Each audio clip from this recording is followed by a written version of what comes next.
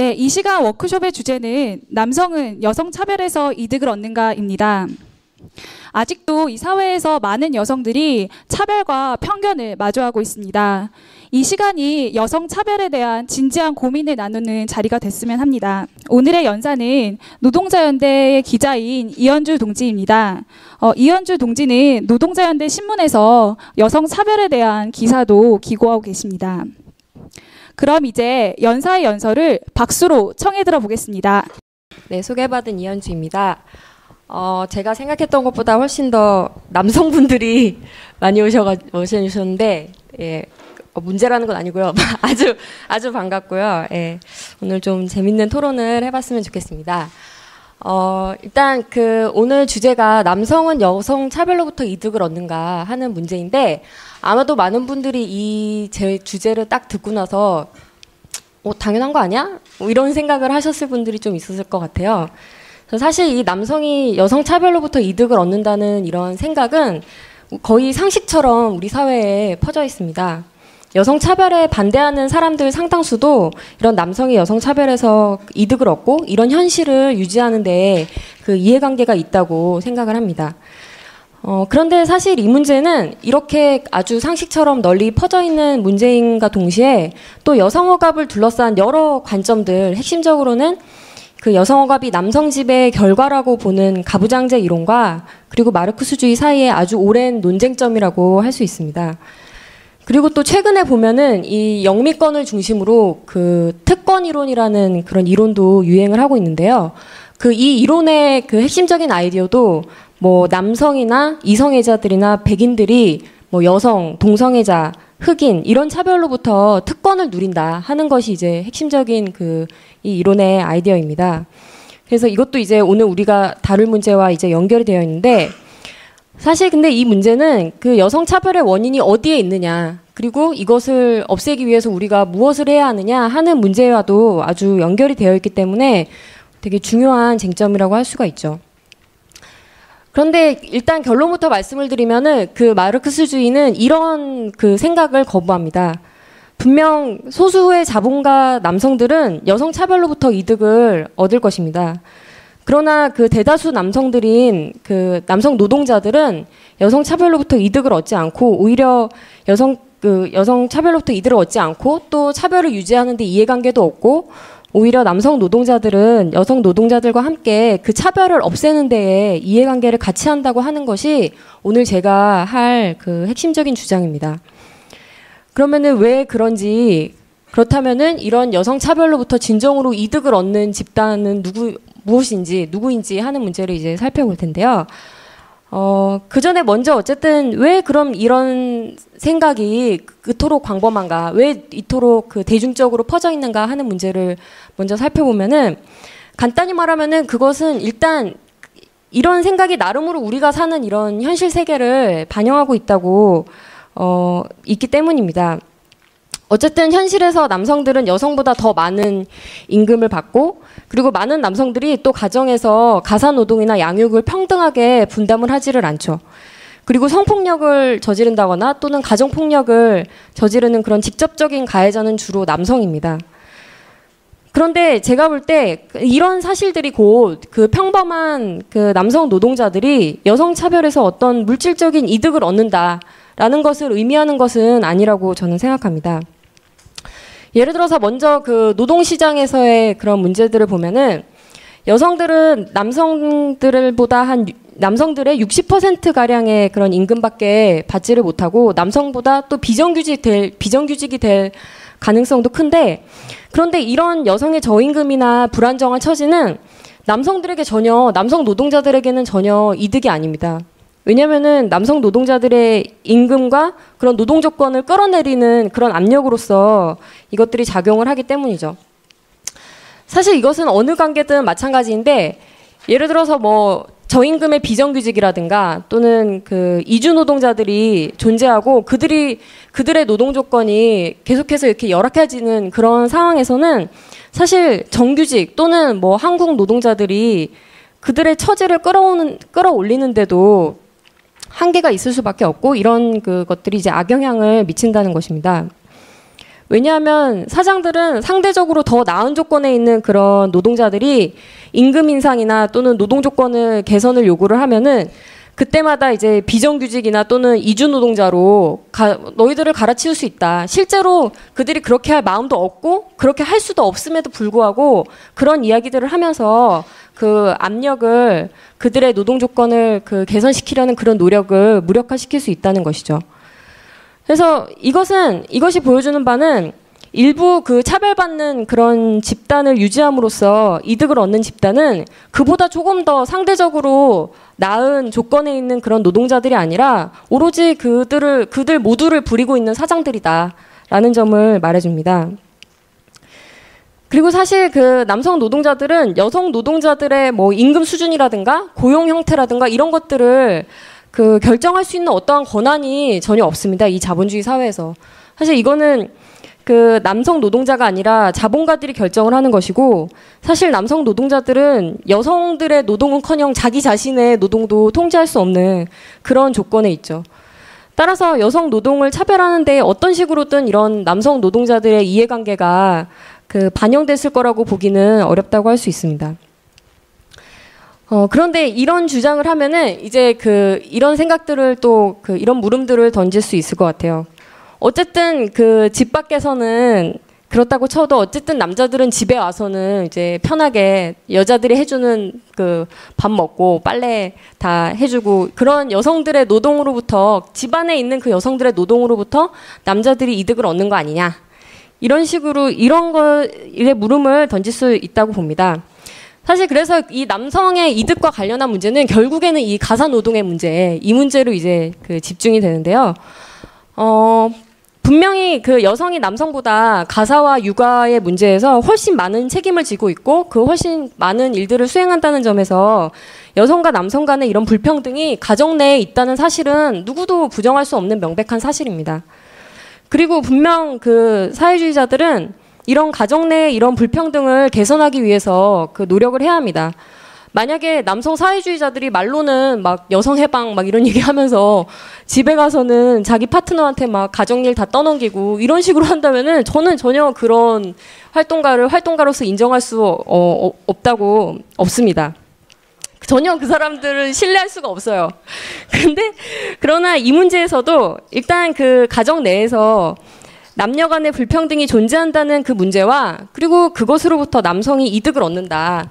그래서 남성이 차별을 유지하는데 어떠한 이해관계가 있다라고 보는 것은 또 다른 문제라는 거예요. 왜냐면은 이제 이것을 설명하기 위해서 이제 제가 그 자본주의에서 그렇다면 가족제도가 하는 구실은 무엇인가 하는 문제를 이제 살펴볼 텐데, 흔히 이제 가족이라고 하면은 어떤 한 남성과 한 여성이 그 사랑을 해가지고 결혼식을 올리고 그리고 애 낳고 뭐 지지고 볶고 사는 그런 몇몇 이제 그 한 부모와 그 자녀들만의 그런 개인적인 공간이라고 흔히 이제 여겨집니다. 그런데 이런 통념과는 달리 사실 그 자본주의에서 가족의 기능과 형태라고 하는 거는 이곳에서 이 자본주의 사회에서 생산이 이루어지는 방식, 이런 방식과 아주 긴밀하게 연결돼 있고 그 인간의 역사에서 이것과 떨어져서 존재한 적은 없었습니다. 특히 그 자본주의에서 가족제도의 그 경제적인 구실이라고 하는 것은 바로 노동력의 재생산입니다. 자본주의에서는 상품이 생산되려면은 단지 기계만 필요한 게 아니라 거기서 일하는 그 노동자들이 필요한데 그 노동자들이 다시 오늘 하루를 일하고 그리고 다음날 다시 일터에 나올 수 있게 또 미래의 노동자가 될 그런 사람들을 잘 길러놓을 수 있게 하는 일, 그런 일들을 지금 즉 노동력을 재생산하는 일이 이루어지는 곳이 바로 그 가족이라고 할 수 있습니다. 자본가들은 이런 노동력 재생산의 임무를 가족, 그리고 그 중에서도 특히 가정 내 여성의 그 무보수 노동에 의존을 함으로써 이 노동력 재생산 비용을 아주 절약을 할 수가 있죠. 물론 그 사람들이 가족을 꾸리는 것이 그 지배자들의 필요 때문만은 아닙니다. 무슨 결혼하는 남성과 여성들이 결혼식장에 막 들어서면서 나는 지금부터 이제 노동력 재생산의 임무를 수행해야지 이러면서 결혼을 하는 사람은 아무도 없죠. 남성과 여성들 모두 이제 스스로 가족을 꾸리고 스스로 가족을 꾸리는데 그것은 이제 이 사람들이 지금 같은 아주 경쟁적이고 아주 황량한 그런 척박한 이런 세계 속에서 가족이 하나의 안식처가 되기를 바라는 그런 마음에서 이제 가족을 꾸립니다. 그러나 그렇다고 해서 우리가 가족을 어떤 자발적인 그런 제도로 봐서는 안 된다는 것이 저의 생각입니다. 노동력 재생산이라는 그런 임무를 수행하는 가족의 구실은 자본가들에게 아주 중요합니다. 여성들이 아내 그리고 어머니로서 무보수로 가사노동을 수행하고 게다가 그런 구실 때문에 집 바깥에서는 낮은 임금을 받는 것은 자본가들에게 아주 득이 되는 것이라고 할 수 있습니다. 반대로 남성들이 스스로 가족의 부양자로서 나는 책임을 다해야 된다라고 여기고 그런 생각에서 또 장시간 힘들게 일을 하면서도 그것을 계속해서 군소리 하지 않고 참아내는 그런 상황은 또 자본가들에게 아주 득이 된다고 할 수 있습니다. 이런 것들 때문에 지배자들은 오늘날의 많은 여성들이 이미 가정 바깥에 나와서 일을 하고 있음에도 불구하고 여전히 가사노동이 여성이 가사노동의 1차적인 책임자다라는 그런 사상들을 퍼뜨리고 반대로 이것은 이제 남성이 이런 가정의 부양자라고 하는 그런 사상이죠. 이런 이야기들을 막 퍼뜨리고 그런 것들을 이제 부추기는 것이죠. 이런 이데올로기가 특히 오늘과 같은 현실의 노동계급의 그런 현실에는 전혀 부합하지 않는다는 점은 상관없이 그런 것들을 계속 퍼뜨립니다. 그런데 이런 점들을 통해서 이제 알 수 있는 것은 가정 내에서 여성이 가사노동을 주되게 담당하는 그런 상황이 자본주의의 필요 때문이지 그것이 어떤 자신의 시중을 들게 만들기 위한 그런 남성의 필요 때문이 아니다라는 점을 알 수가 있습니다. 즉 가족과 그 내의 여성과 남성의 역할이라고 하는 것은 자본주의의 필요라는 측면에서 그것이 어떻게 개인들에게 영향을 미치는가 하는 점으로 우리가 봐야지 그것과 떼어놓고 보면은 안 된다는 점이 아주 중요합니다. 이런 관점에서 여성의 가사 노동으로부터 남성이 이득을 얻는가 하는 문제를 살펴보도록 하겠습니다. 일단 저는 맞벌이 부부의 경우에도 남성보다는 여성들이 더 많은 집안일을 하는 경우가 많기 때문에 이로부터 남성들이 아주 약간의 이익을 얻는다고 말할 수는 있을 것이라고 봅니다. 그러나 여기서 얻는 이득이라고 하는 것은 아주 사소할 수밖에 없는데 왜냐하면은 여성들이 더 많은 가사노동을 하는 것의 이면에는 대체로 남성들이 가정 바깥에서 하는 노동, 즉 사회적 노동에 많이 매여 있는 그런 현실이 있기 때문입니다. 제가 나눠드린 이 표를 같이 지금부터 보시면 되는데요. 이거는 이제 2009년에 통계청에서 나온 그런 자료로 이제 맞벌이와 비맞벌이 가구의 요일 평균 사용 시간입니다. 근데 이것을 보면은 이제 맞벌이 부부의 시간 사용을 보면은 일단 이 아래 표를 보시는 게 더 좋은데요. 여기서 이제 필수 생활 시간과 의무 생활 시간 이렇게 이제 나눠져 있는데 일단 먹고 자는데 필요한 이 필수 생활 시간에서 여성과 남성은 한 14분 정도의 차이가 납니다. 10시간 26분과 10시간 40분 이 정도의 이제 차이가 나고 그리고 의무 사용 시간을 보면은 여성이 내에 이제 아래에 있는 항목들을 보면은 여성이 남성보다 압도적으로 집안일을 하는 데에 들이는 시간은 압도적으로 많지만 그런데 또 남성들이 바깥에서 일하는 시간 여기 수입 노동이라고 돼 있는 이 바깥에서 일하는 시간은 여성보다 1시간가량 더 많고 그리고 직장에서 집으로 이동하는 시간도 더 길다는 점을 알 수가 있습니다. 그래서 전체 의무 생활 시간을 비교를 해보면은 남성이 여성보다 1시간가량 덜 일을 하고 그만큼의 시간이 이제 고스란히 여기 여가 시간으로 가 있다는 것을 알 수가 있죠. 그러니까 노동계급 여성들보다 1시간가량 더 여유를 누린다. 라는 것을 이런 통계를 통해서 이제 알 수가 있습니다.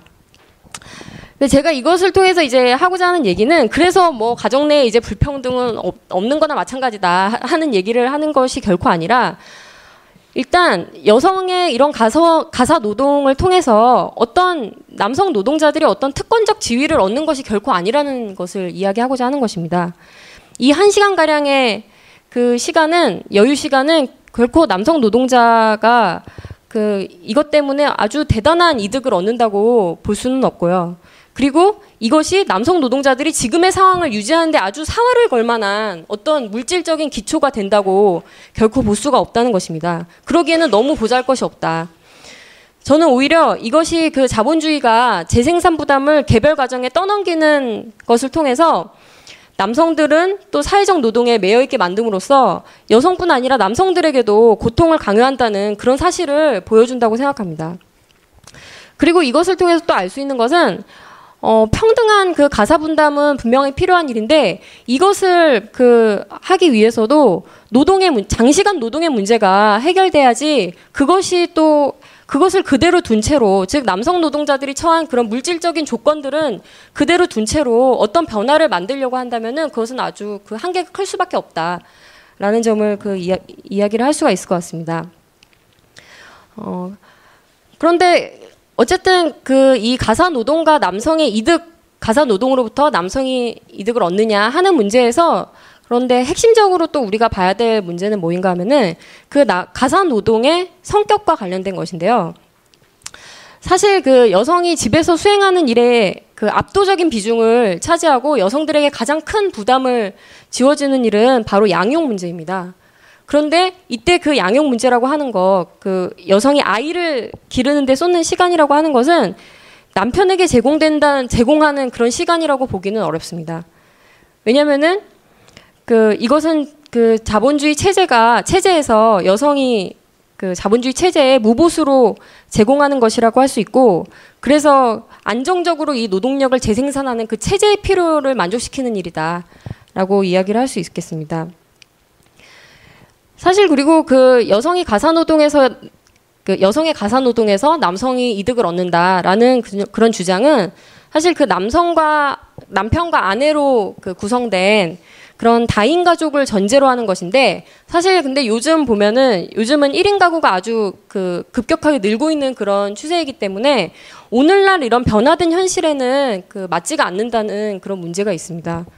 오늘날 거의 한 4분의 1 가량이, 전체 가구의 4분의 1 가량이 지금 1인 가구인데, 이런 1인 가구에서는 남성이든 여성이든 스스로 모두 집안일을 처리를 하는 거거든요. 그러면은 이런 문제가 생기는 거죠. 그럼 만약에 여성의 노동으로부터 남성이 이득을 얻는다고 본다면은, 그럼 혼자 사는 여성들은 차별받지 않는 것이냐? 그러면은 혼자 사는 남성들은 여성 차별을 유지하는데 전혀 이해관계는 없는 것이냐? 그리고 오로지 그럼 여성과 함께 사는 그 남성들만이 여성을 차별하는데 이해관계가 있는 것이냐? 이들만이 그러면 적이라고 할 수 있는 것이냐? 하는 등등의 이런 문제들이 생긴다는 것이죠. 그리고 또 이런 주장이 현실과 맞지 않는 것은, 만약에 남성이 가정 내 여성의 노동으로부터 이득을 얻는다고 한다면은 여성들이 직장으로 돌아가려는 그런 결정, 집에 있지 않고 집 바깥으로 나가려는 하는 그런 결정에 아주 중요한 영향을 미치려고 할 것입니다. 그럴 것이라고 이제 예상을 할 수 있는데, 그런데 우리가 여성의 경제활동 참가율을 연령대별로 살펴보면은, 이것이 흔히들 이제 한국은 특히 심하게 M자 곡선을 그린다고 할 수 있어요. 여성의 연령대별 경제활동 참가율을.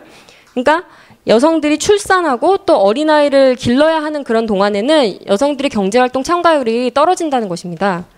근데 이거는 다른 말로 하면은 여성들이 일로 복귀할 때 영향을 미치는 그런 핵심적인 요소가 아이의 나이이지, 그것이 노동계급 남성이 여기서 결정적인 어떤 영향력, 권한을 행사하지 못한다는 것입니다. 그리고 이 집안일을 누가 더 하느냐에 초점을 맞추는 주장은 이것이 좀 더 근본적이고 확실한 해결책을 놓치게 만든다는 점에서도 한계가 있다고 할 수 있는데요. 분명히 우리는 가정 내에서 공평한 가사 분담을 지향을 해야 하지만, 설령 자본주의 사회에서 공평한 가사 분담이 이루어진다고 하더라도 여성 차별이 사라지는 것은 아니다라는 점을 우리는 또 이해를 해야 합니다. 현실에서 물론 여성의 부담은 조금 덜어지기는 하겠지만 노동력 재생산이라는 부담은 여전히 개별 가정에 떠넘겨져 있기 때문이죠. 그리고 여성에게서 덜어난 그 부담은 고스란히 그 남편에게 그 가는 것으로서 사실 이것은 그 노동계급 가정 내에 어떤 여성과 남성이 둘 모두가 이제 공평하게 억압받는다. 공평하게 이중의 부담을 처리한다 하는 이중의 굴레에 놓여진다라는 것을 이제 의미하지 그 이상이 될 수는 없다는 것이 제 생각입니다. 따라서 중요한 것은 이 노동력 재생산의 그 부담이라고 하는 것을 그 사회화하는 것. 그러니까 지금 그것이 개별 가정에 떠넘겨져 있는 그런 상황 자체를 바꾸는 것이 중요하다는 것입니다. 그리고 이것은 명백히 노동계급 여성과 남성 모두에게 이득입니다. 기업주들에게서 세금을 걷어가지고 믿을 만한 그런 공공보육시설에 걱정 없이 아이를 맡길 수 있다고 한다면은 그 육아 부담 자체를 크게 줄일 수 있습니다. 그런데 그 집안일을 누가 더 많이 하느냐 하는 문제를 우리가 초점을 맞추다 보면은 여성과 남성 둘 모두에게 이득인 이런 그 아주 명백한 해결책을 놓치게 만든다는 것이죠. 요약하자면은 가정 내에 이 여성의 노동으로부터 누가 이득을 얻느냐 하는 문제는 가정 내의 그 개별 남녀 간의 문제로 봐서는 결코 안 된다. 그리고 그 자본주의에서 가족이 하는 구실, 그리고 그 내에서 남성과 여성의 그 하는 구실이 이 자본주의 체제의 필요와 어떻게 연결되어 있는지의 맥락에서 우리가 봐야만 진정으로 여기에서 누가 이득을 얻는지를 명백히 알 수가 있고, 그리고 진정한 해결책도 제시할 수 있다고 저는 생각합니다. 그런데 이제 많은 사람들이 문제를 이런 식으로 그 접근을 하지는 않는데요. 대체로 이것은 이제 여성 억압이 주로 이 남성과 여성 사이의 그런 개별적인 관계에서 비롯한다고 보는 그런 오해 때문이라고 봅니다. 그리고 자본주의는 사람들이 사회를 어떤 하나의 총체로서 총체적으로 이해하는 것을 그 가로막고 그 대신에 아주 파편적이고 피상적인 사실들이 그리고 그런 경험들이 진실이라고 믿도록 만듦으로써 이런 그 인식을 부추기죠. 사실 그 여성 억압을 설명하는데 아주 그 많은 지배적인 이론인 가부장제 이론도 여성 차별은 남성 지배의 결과이고 이것은 계급 착취와 무관하게 존재해왔다고 봄으로써 사실 여성 억압이 남성과 그 여성 간의 그런 관계에서 비롯한다는 그런 관점을 깔고 있습니다.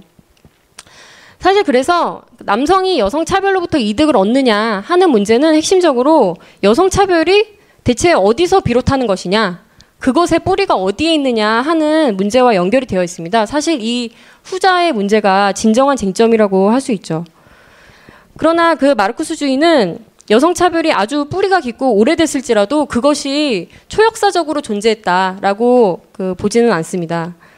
마르크스주의는 그 엥겔스가 가족 사유재산 국가의 기원이라는 그 유명한 책에서 논증한 것처럼 여성 차별이 잉여 생산물과 그리고 계급의 분화, 그리고 가족제도의 성장과 함께 탄생했다고 보고 이것이 또 자본주의 하에서는 노동력 재생산이라는 그 자본가들의 필요 때문에 유지된다고 설명을 합니다.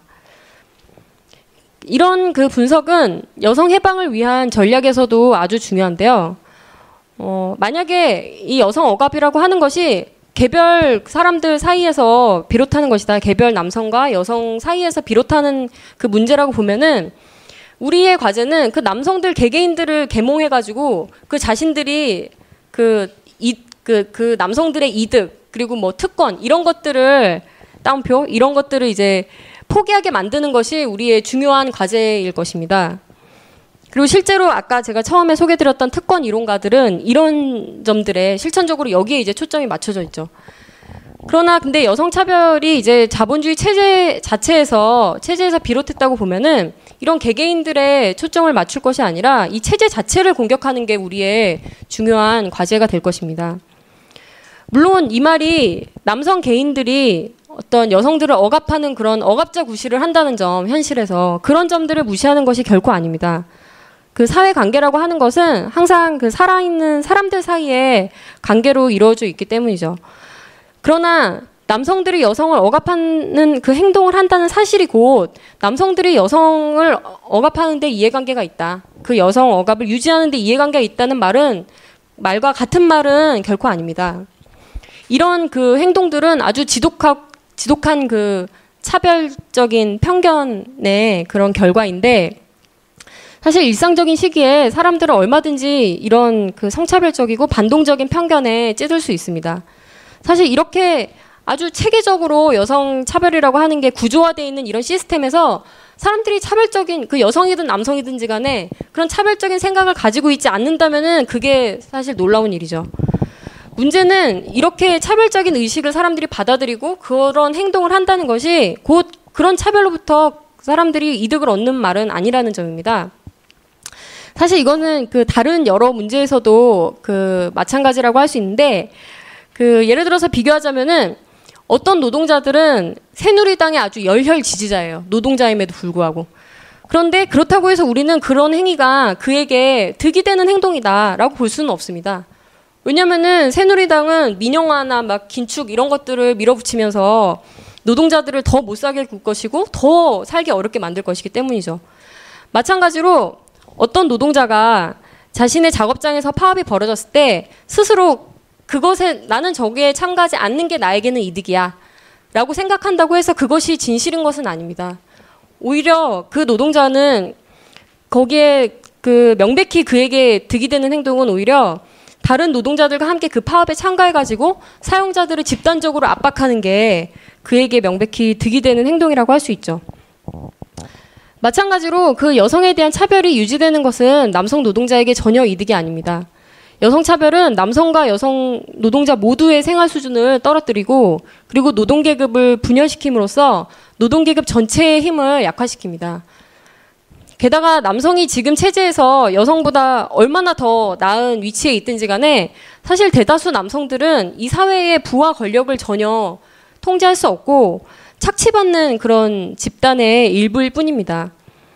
따라서 남성 노동자들은 이 체제를 유지하는 데 전혀 이해관계가 없고 여성 노동계급과 마찬가지로 새로운 세계를 창출하는 데 이해관계가 있다고 생각합니다. 물론 앞서 말했던 것처럼 지금 당장에 어떤 노동자들의 의식이 매우 보수적이고 편견에 찌들어 있을 수는 있습니다. 그런데 그 마르크스주의는 인간의 의식이라고 하는 것이 그 항상 고정돼 있다, 항상 영원불변할 것이다 라고 보지는 않습니다. 특히 그 노동자들의 집단적인 투쟁은 노동자들을 이렇게 서로 분열시켜왔던 그런 부르주아 사상에 대해서 그들이 도전하도록 만들고 그럼으로써 평생 동안 자신들이 길러왔던 아주 후진적인 사상들도 그 떨쳐버릴 수 있는 그런 조건을 만들어냅니다. 역사에서 이런 그 과정을 가장 잘 보여준 최고의 사례는 그 1917년의 러시아 혁명이라고 할 수 있습니다. 혁명 전에 러시아는 모든 가정에 여성을 때리는 그 채찍이 그 있을 만큼 아주 끔찍한 억압이 존재했던 그 나라였지만 러시아 혁명은 어디서도 그 시도해 본 적이 없는 진보를 성취를 했습니다. 그래서 공동 육아라든가 공동 식당이라든가 공동 세탁소 같은 것들이 이제 세워졌고 낙태와 이혼이 완전히 자유로워졌죠. 물론 이런 과정들은 자동적인 과정이 아니었습니다. 그래서 노동자들의 계급의식 발전에서 결정적으로 중요한 역할을 했던 것은 바로 이 사회주의자들, 혁명적 사회주의자들의 구실이었습니다. 당시에 이제 러시아 혁명 당시에 볼셰비키들은 노동자들을 분열시키는 이런 차별적 관념들 그리고 행동들과 단절할 필요성을 이해했고 그리고 여성 노동자들의 이익을 위해 싸우는 것이 왜 계급 전체의 이익인가 하는 문제를 놓고 남성 노동자들과 논쟁을 했다는 것입니다. 그러나 이런 과정은 분명히 어떤 노동계급의 일부를 가해자로서 어차피 너희들도 여기서 이득을 얻는 거잖아 하는 식으로 가해자로서 취급함으로써 그들을 밀어내는 방식이 결코 아니었습니다. 여성과 남성 노동계급이 단결할 수 있는 그런 요구를 제시하고 그것이 왜 여성과 남성 노동자들 모두에게 이득인지를 설득하려고 했다는 것입니다. 그래서 저도 그 오늘날 이렇게 차별에 맞서 싸우려고 하는 사람들은 바로 이 점, 그러니까 여성 차별을 낳는 이 체제에 가장 효과적으로 도전할 수 있는 수단은 바로 노동계급에 단결된 그 힘이라는 점을 이해해야 하고 그리고 여성과 남성 노동자의 단결을 도모한다는 그런 관점에서 문제를 바라보고 어떤 과제들을 제시할 필요가 있다고 생각을 합니다. 네, 제 발표는 여기서 마치겠습니다.